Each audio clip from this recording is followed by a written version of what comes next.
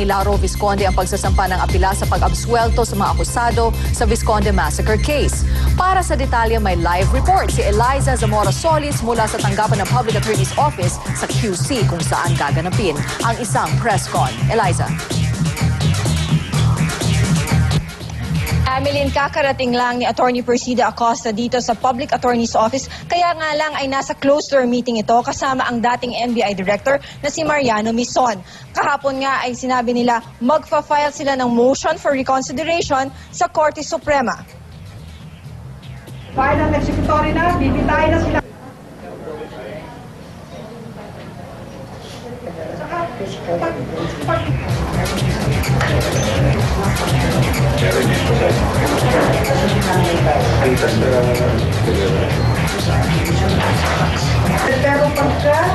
Amelin, hanggang ngayon hinihintay pa rin natin na magsimula ang press con. Kaya naman sinasabi rin nila na mamaya ay pupunta rin sila sa DOJ para makipag-meeting kay DOJ Secretary Laila De Lima. Amelin? Salamat Eliza Zamora Solis.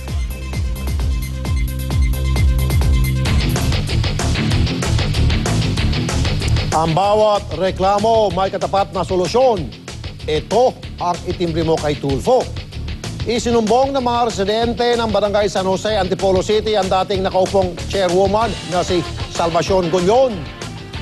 Mula raw kasi nang matalo siya noong nagdaang eleksyon, inaangkin at pinadlak pa umano niya ang barangay hall. Dahil dyan, sa bangketa na lang daw ngayon nag-opisina ang mga bagong halal na opisyal ng kanilang sityo.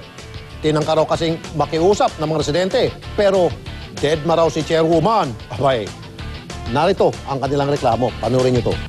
Pagkatapos po ng eleksyon, nung iniintay ko, kasi po nung time na yun, binigyan na po ako ng authorization ni Kapitan Puto Leyva. Nung time na sabi, nung pinapa-turn over ko sa kanya yung barangay, ayaw niyang ibigay yung susi. At sabi niya, nabili niya na raw yung barangay. Yan sabi ni Salvacion Gullon. Dinagulat po naman ako. Sabi ko, paano niya mabibili yan? Ang tagal-tagal na namin dito. Yan na talaga ang barangay namin. Sa loob ng isang taon kalahati niyang nanungkulan, mapupunta na sa kanya yun. I-report ko po yun sa kay Kapitan Puto Leyva. Ang sabi po sa akin ni Kapitan, alamin ko kung sino yung may-ari ng lupa. Ngayon po, nung nalaman namin kung sino yung tunay na may-ari, sinabi namin kay Kapitan Puto Leyva. Kasi sabi ko, Kap, nakakaawa naman po yung mga barangay tanod ko doon. Pag nag-rubing kami, nasa gutter lang po kami nagbabarangay. Ano sabi ni Kap? Tiis-tiis lang daw ho. Para liwanagin ang reklamong ito, makausap natin si dating chairwoman Salvacion Gullon, ang itinuturong nagpadlak ng barangay hall. Magandang umaga, ex-chairwoman, madam. Hello, good morning po. Okay. Ma'am, bakit niyo po inaangkin yung barangay hall? Sa inyo po ba yun? Sir, ganito po yan. Yung pong barangay namin, wala pong award sa pinakamay namin sa barangay San Jose po. Ngayon po, may titulo yan. Ngayon po, ang sabi na may-ari sa akin, nung nag-claim sila, kung gusto mo, bilhin mo na lang yung nagsusukatan ng barangay. Yung kabuuan po kasi ng lote na yan, 543 square meter. Ngayon po, ang sabi ng may-ari, gusto mo, hindi ako maglalabas ng pera, ipasukat mo ng kabuuan, bayaran mo pati yung tax ko. Binayaran ko po lahat. Teka mo, meron po kayong mga dokumento na magpapatunay na yun Meron po, hawak ko po ngayon. na nabili nyo na po yun? Opo, hindi pa pong kabuuan. Kundi lang po yung nagsusukatan, bali po pinabayaran niya sa akin. Anong klaseng dokumentong hawak ninyo po, madam? Kasi po sa mga dokumento sa mga ahensya ng gobyerno na ni-research po ng mga nagrereklamo, lumilitaw po iba ang nakapangalan sa titulo. Mr. Juan Manlapid po at saka yung sa tax declaration sa munisipyo po ako nagbayad. So hanggat hindi pa po bayad yan, madam, at wala pa pong titulo na nakapangalan kayo doon, kinakailangan po isurrender nyo po yan sa nakaupong barangay chairwoman. Ano po? Opo, sa totoo lang po, hindi po paggawa ng barangay San Jose, ito po. Ako po ang nagsakripisyo na ipagawa ito. Dahil po noon, yung yung daycare po sa simbahan po nag-aaral, yung daycare, Chairwoman, excuse me po. Chairwoman, excuse me po. Okay. Ang sinasabi ko po, hanggat wala po kayo mapapakitang dokumento, ano po? Matibay na dokumento na yan po ay talagang pag-aari nyo na, nasa pangalan nyo na, then isurrender nyo po yung barangay hall doon sa bagong halal. Ano po? Tanggapin niyo na po yung pagkatalo ninyo, madam. Huwag na po kayo mag-sour graping. Ano po? Yung Kahit po bitter, ako ika nga. nagpagawa Madam, ng excuse me po, excuse me. Kasi, naman po ang napagawa nito. kasi chairwoman, dahil kung kayo po yung nagpupumilit, kaya naman po naming gibain yan eh, papagibaho Oo, yan ano eh. po, Yung pagigiba ko kandado po. yan eh. Ano po? Pag-ibag po. Pagiba? Opo, pwede rin po ito. Dahil Di- ako po nagpagawa nito. Yung time po nito, sa bahay ko pa dapat yung Yun na lang po. kakapit Madam. dito sa barangay. Madam, ganito na lang po. Opo. Ipapagiba na lang po namin yan sa DLG at sa mga pulis at kapag Opo. kayo po ay nakialam, pupusasan na lang po kayo, madam. Ano po? Ay, pagigiba po namin. Wala pong problema. Ang pinag-ano lang po namin yung lupa. Kaya nga po. So, Opo. hindi nyo po pwedeng pakialaman yan hanggat wala nga po kayong hawak na titulo dahil pwede po kayo makasuhan ho dyan, madam. Alam nyo po ba yan, Opo. chairwoman? O, sige po, ipagibaan niyo po. Walang problema. At hindi nyo po Hindi po pwede... ako gagalaw. Hindi kayo gagalaw. Dahil kung gagalaw kayo, ipapa-aresto kayo sa mga pulis. O, sige po, ipagibaan niyo po. Okay. At hindi ka Okay po. makialam. Ano po? O, sige po, ipagibaan niyo. Wala pong problema. Good girl. That's my girl. Okay, sige. At kailangan makausap natin yung DILG para ma-execute na nga yung paggigiba.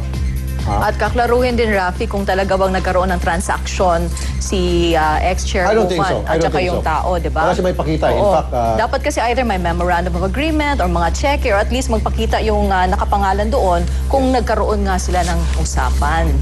Pero just hindi the ako same- naniniwala sa sinasabi ni dating chairwoman dahil nung makausap siya nung itimbre mo kay Tulfo, hinahanapan siya ng mga dokumento. Wala siyang may maipapakita. ipakita ni isa. Oo. Ang sinasabi lang niya, meron daw verbal agreement pero verbal hindi sapat yun. Oo, hindi sapat yun, Rafi, hanggang right. sa may kasulatan talaga at nailipat yung pangalan ng titulo sa kanya. Okay. Pero, Mhm. ang importante sa ngayon, dahil wala may pakitang dokumento si chairwoman, kinakailangan, or ex-chairwoman, kinakailangan, Buksan muna. gibain na muna yung kandado kasi kinandado niya eh. Meron siyang nilagay na sariling kandado, kinadena. Gibain mo na yon at pagkatapos, gamitin na yon ng bagong halal na chairwoman at nung mga barangay tanod. Kasi sa ngayon po, mga kapatid, kaawa-awa po yung sitwasyon ng mga tano doon. Doon po sila sa bangketa, nakaupo, doon po sila gumagawa ng transaksyon sa barangay dahil nga po kinandado yung barangay hall ng dating chairwoman. Ba? Okay, sige. Isa na namang reklamo na dinulog dito sa itimbre mo kay Tulfo ang naaksyonan. Naalala niyo po, si Richie Pimentel. Siya yung nag-apply ng trabaho sa UAE bilang electrician. Pero sa tagal ng kanyang aplikasyon, nainip na siya at nagduda. Nang bawiin na niya ang kanyang aplikasyon, ayaw daw ibigay ng agency ang binayad niyang 25,000 pesos, pati passport niya. Ayaw na isole. Sa tulong ng POEA at ng itimbre mo kay Tulfo, natapos na din ang pagdurusa ni Richie. Ibinalik na ang kanyang pera at pasaporte ng ZP International Resources Agency. Pakinggan natin ang pasasalamat ni Richie. Maraming salamat po kay Sir Rafi po at saka yung sa programang itimbre mo kay Tulfo na naibalik yung passport ko at saka yung pera ko. Para sa inyong mga reklamo, suggestion sa amin, ipadala po ninyo ito sa itimbre mo kay Tulfo at email.com at mag-text sa 0949-461-6064. Pahabol po mga kapatid, doon po sa reklamo kanina kay chairwoman, ex-chairwoman ng kandado po ng barangay hall. Maasahan nyo po by next week, meron po kaming update at yan pong kandado nang yan, gigibain na po yan ng bagong halal na chairwoman sa tulong po ng ating PNP at regional director ng DLG upang magamit na po yan ng mga tamang mga nakahalal ngayon na mga kawani ng barangay dyan sa lugar na yan. Salamat po.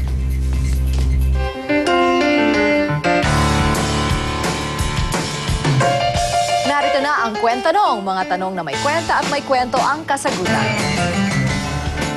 Rafi, Amelin, ano ba ang role ng ninong at ninang? Panahon na ng mga pagbabalot ng mga regalo. Rush hour na rin sa pagbili ng mga pamasko para sa mga inaanak. Pero, ang pagbibigay ng regalo tuwing Pasko lang ba ang papel ng isang ninong o ninang? Ayon sa simbahang Katolika, hindi lang dapat material na aspeto ang pinagbabasihan sa pagpili ng magiging ninong at ninang. Ang pagiging pangalawang magulang daw ng mga ito sa inaanak ang dapat na pahalagahan. Kanilang tungkulin, tumulong sa parents na akayin ang kanilang inaanak sa pananampalataya. Noong 2nd century, mga bagulang mismo ng batang binibinyagan ang tumatayong ninong at ninang. Pero noong taong 813, itinakda ng Council of Munich na kailangan ng ibang makakatuwang ang magulang sa paggabay sa kanilang anak. Problema kasi noon, magkalaban pa ang simbahan at ng imperyo ng mga Romano. Kaya para makasiguro na walang Romano o kalaban na makakapasok sa kanilang grupo, kinailangan ang tulong ng ibang tao para patunayan ang katauhan ng mga ito. At dito na nga pumapasok ang mga ninong at ninang. Kasama sa mga kondisyon noon at ngayon sa pagpipili ng mga ninong at ninang, dapat ay bininyagang Katolika. Dapat ay 16 na taon pataas. Hindi sariling magulang ng bata at hindi na mamuhay sa kasalanan. Susunod, mga artista at politiko nagsimula na dumating sa Jensan para sa engranding birthday party ni Congressman Manny Pacquiao mamaya. Pagdiriwang ng Kapaskuhan mula sa summer capital Baguio City, ihahatid sa atin ni Makata. At sasakyan na tumatakbo gamit lang ang hangin na imbento sa UK. Umaapaw sa